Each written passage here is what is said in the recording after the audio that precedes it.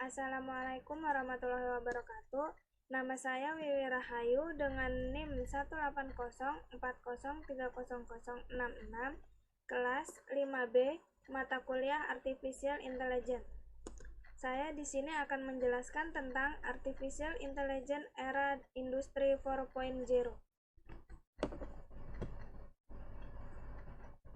Pertama-tama saya akan menjelaskan sejarah Artificial Intelligence. Sejarah Artificial Intelligence pada tahun 1943, Warren McCulloch dan Walter Pitt mengemukakan 3 hal. Yang pertama, pengetahuan fisiologi dasar dan fungsi sel syaraf dalam otak. 2. Analisis formal tentang logika proposisi. 3. Teori komputasi Turing. Mereka berhasil membuat suatu model sel syaraf tiruan di mana setiap sel syaraf digambarkan sebagai on dan off. Mereka menunjukkan bahwa setiap fungsi dapat dihitung dengan suatu jaringan sel syaraf dan bahwa semua hubungan logis dapat diimplementasikan dengan struktur jaringan yang sederhana. Pada tahun 1956, John McCarthy meyakinkan Minsky, Claude Shannon, dan Nathaniel Rochester untuk membantunya melakukan penelitian dalam bidang otomata jaringan syaraf dan pembelajaran intelijensia.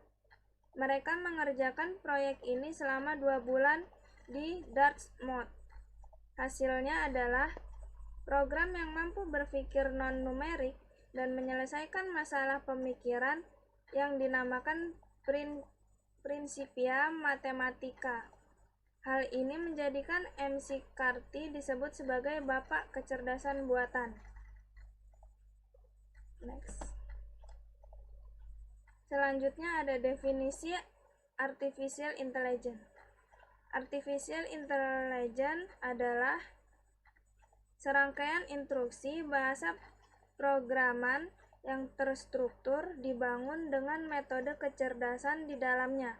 Terdapat knowledge base berdasarkan analisa kebutuhan sehingga dapat membantu manusia dalam memecahkan masalah yang tengah dihadapi. AI memiliki 2 bagian, yaitu machine inference dan knowledge base.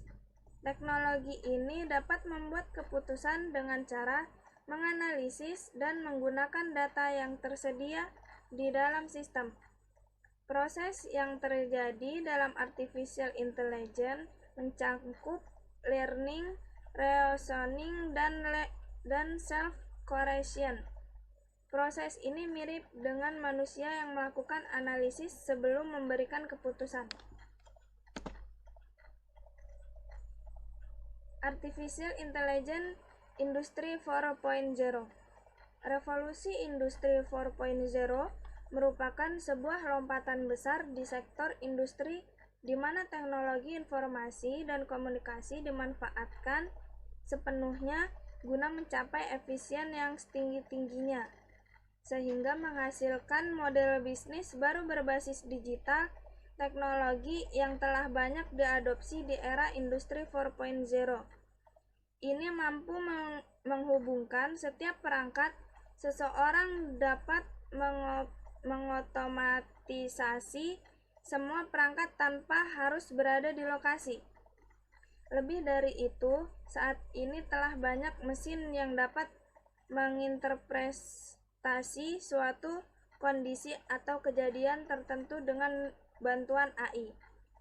Di balik perkembangan Industri 4.0, ada satu tren teknologi yang terjadi aktivator terhadap bergulirnya era ini. Itulah Artificial Intelligence atau AI, biasa disebut kecerdasan buatan. Pergeseran mekanisme dalam proses manufaktur akan diselesaikan dalam kerja mesin pintar yang berinteraksi satu dengan yang lain dengan pengguna. AI secara efektif dapat mengatasi tantangan yang dihadapi oleh industri manufaktur saat ini. Melalui manufaktur adaptif yang didukung AI, kontrol kualitas otomatis, pemeliharaan prediktif, dan banyak lagi. AI dapat memberikan solusi seputar inspeksi visual, pengendalian dan otomatisasi, kalibrasi dan penyetelan, identifikasi masalah otomatis untuk mitra produsen besar. Mekanisme yang berjalan berupa algoritma machine learning, aplikasi, dan platform membantu produsen menemukan model bisnis baru, menyempurnakan kualitas produk, dan mengoptimalkan operasi manufaktur. Di sini ada fungsi artificial intelligence era industri 4.0. Beberapa hal penting dalam industri 4.0 yang mungkin mempertimbangkan kemungkinan teknologi untuk industri 4.0. Sertakan seluler, cloud analytic, big data, mesin ke mesin, 3D printing, robotika, dan sebagainya. Ada banyak perusahaan dengan khususnya keahlian. The artificial intelligence di era industri 4.0 mempunyai 4 faktor pendukung, yaitu Internet of Things atau kita sebut IoT, yang kedua cloud computing, yang ketiga big data, yang keempat machine learning. 4 faktor pendukung industri 4.0. Yang pertama, Internet of Things atau IoT. Di era ini, internet seolah menjadi makanan sehari-hari manusia. Di sisi lain, internet dapat menghubungkan antara perangkat satu dengan perangkat lainnya, sehingga mampu meningkatkan kesejahteraan hidup manusia. Dan inilah yang dimaksud dengan Internet of Things.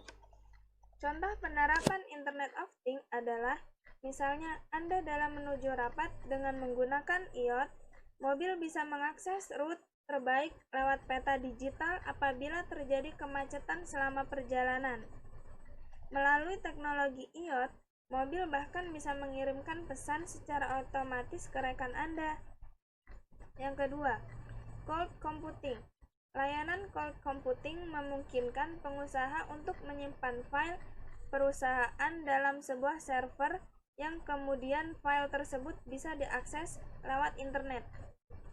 Keuntungan lainnya dari teknologi cloud computing adalah memberikan kesempatan bagi karyawan untuk bekerja dari jarak jauh sehingga tidak mengurangi produktivitas. Yang ketiga, ada big data. Teknologi yang mendukung penerapan industri 4.0 adalah big data. Dalam menjalankan sebuah perusahaan, hampir tiap hari Anda akan menerima data baru yang berasal dari berbagai sumber, termasuk transaksi bisnis, informasi dari sektor atau sensor atau mesin, dan informasi dari media sosial. Guna mengelola informasi dalam jumlah besar, para pengusaha bisa memanfaatkan teknologi big data untuk menganalisis informasi tersebut menjadi data baru yang bisa digunakan untuk mengembangkan bisnis. Yang terakhir, machine learning. Teknologi terakhir yang dibutuhkan dalam industri 4.0 adalah machine learning. Machine learning mampu membuat mesin bekerja dan berpikir layaknya seorang manusia. Sederhananya, machine learning mampu membuat mesin bekerja dan berpikir layaknya seorang manusia. Di revolusi industri 4.0 mempunyai keuntungan. Yang pertama, terdapat banyak industri di kota-kota besar. Yang kedua, memudahkan hubungan antara orang yang jauh bahkan antar negara. Yang ketiga, semakin berkembangnya bidang pendidikan sehingga masyarakat akan semakin terdidik. Yang keempat, semakin cepatnya persebaran informasi kepada semua masyarakat di berbagai daerah.